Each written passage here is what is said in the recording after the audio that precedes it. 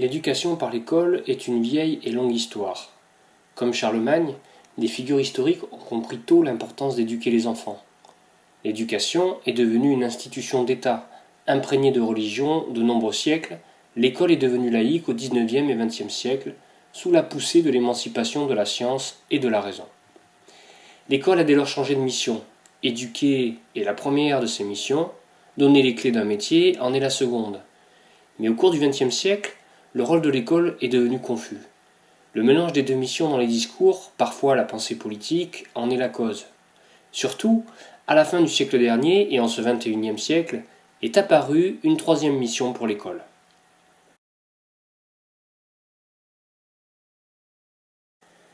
La première mission de l'école est d'éduquer. L'homme est guidé par son instinct, il est précieux, il lui permet de survivre. Mais avec son seul instinct, l'homme reste animal.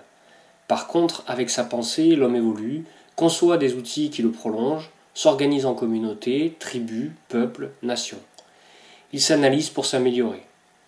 L'école fait que de génération en génération, l'homme continue à comprendre le monde, à se comprendre, à se maîtriser et surtout à progresser. L'école doit empêcher un retour en arrière où l'instinct reprend le pas sur la pensée, où la manipulation de certains entraîne les foules ignorantes.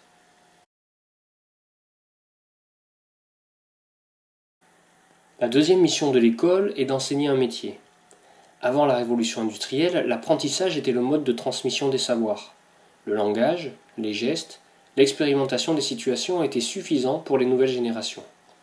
Depuis, les savoirs et savoir-faire à maîtriser ne cessent de se complexifier. Les enseignements théoriques sont devenus essentiels pour comprendre quoi faire, pour améliorer les techniques au quotidien.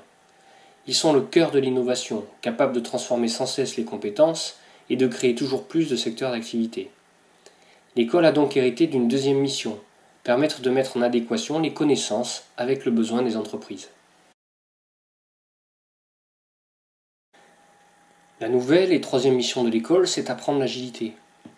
Après la Seconde Guerre mondiale, trouver un emploi et faire carrière était possible sans diplôme. À la fin du XXe siècle, le diplôme est devenu pratiquement le seul sésame pour garantir l'accès à un emploi. Mais à présent, avec la complexification du monde, il ne suffit plus d'avoir un diplôme. Il faut avoir le bon.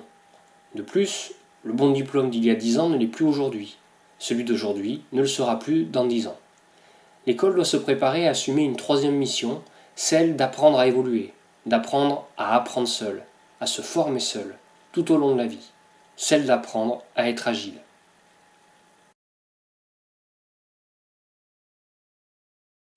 Le bon fonctionnement d'une structure tient aux hommes qui la composent et à son organisation. L'un des piliers fondamentaux des organisations est qu'il n'y ait qu'un seul décideur final. L'école n'échappe pas à cette règle humaine. Le directeur d'établissement doit avoir un rôle décisionnaire pour faire fonctionner son école.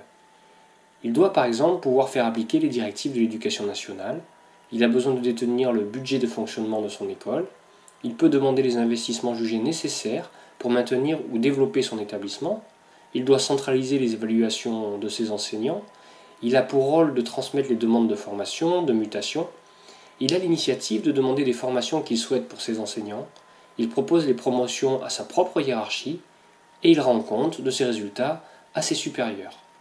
Dotés de ces prérogatives et des moyens attenants, les directeurs d'établissement piloteront leur école.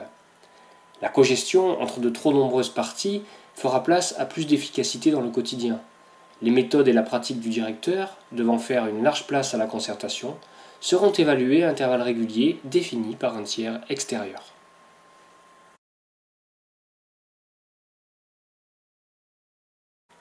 L'enseignement est une vocation.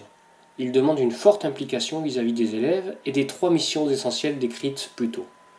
Mais pour être capable de mettre en œuvre sa vocation, un enseignant a besoin d'être bien formé, d'avoir les moyens pédagogiques et matériels. Il a besoin d'être évalué pour progresser et d'être accompagné. Il doit pouvoir réorienter sa carrière, voire il faut lui permettre plus facilement de sortir de l'enseignement. A l'inverse, il doit pouvoir venir de l'extérieur du système avec son expérience différente.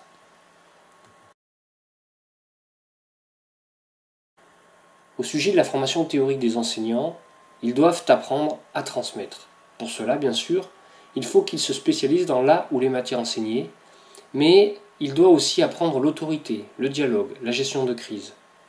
Ce savoir-être, ces savoir-faire, peuvent être transmis par des titulaires reconnus. En tout cas, il doit y avoir un temps consacré à cet aspect entre partage de théorie et d'expérience, et complété par une immersion importante dans des classes pour sentir, comprendre et coller au terrain.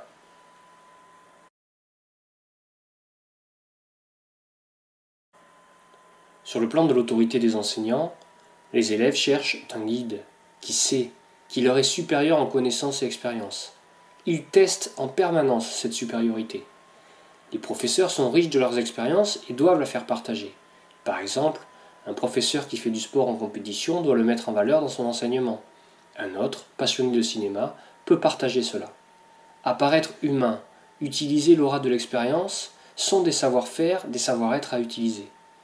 Mais l'autorité vient aussi de la hiérarchie, du directeur, des autorités jusqu'au ministre, de l'institution.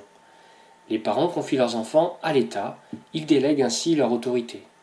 L'éducation nationale récupère la capacité à organiser la discipline nécessaire à l'apprentissage. Potentiellement, une infime minorité des enseignants abuse de l'autorité qui leur est déléguée. Les parents doivent pouvoir avoir un recours. Ce processus doit être discret, de façon à préserver l'autorité des enseignants, et la hiérarchie a un rôle de médiation. Elle doit comprendre ce qu'il se passe en respectant les parties, sans perdre de vue qu'il faut intervenir rapidement et que c'est l'intérêt de l'enfant qui prime. Pour être pertinent, le directeur doit être présent sur le terrain, visiter les classes, y passer du temps. Souvent, c'est cela qui permet d'intervenir en amont d'un conflit.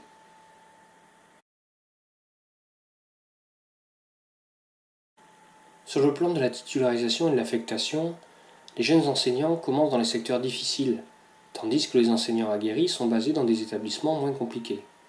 Ce processus conduit de nombreux jeunes professeurs et leurs classes à l'échec.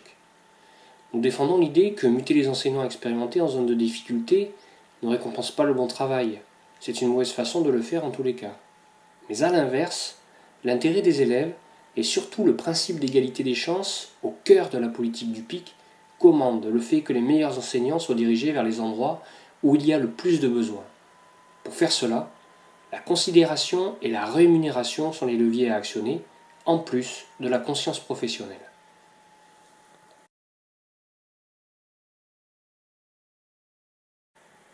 Pour l'évaluation des enseignants, celle qui est faite par les pairs, pour progresser, apprendre, situer son niveau, est nécessaire. Mais cette évaluation entre professionnels est incomplète.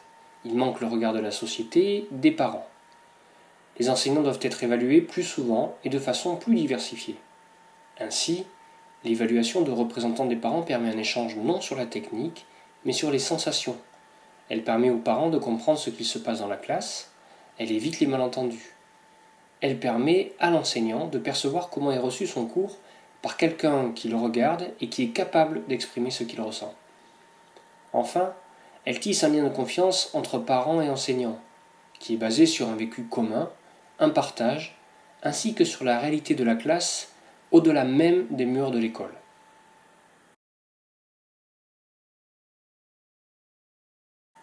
Pour transmettre, les enseignants ont besoin d'être au contact de leurs élèves, de bien les connaître.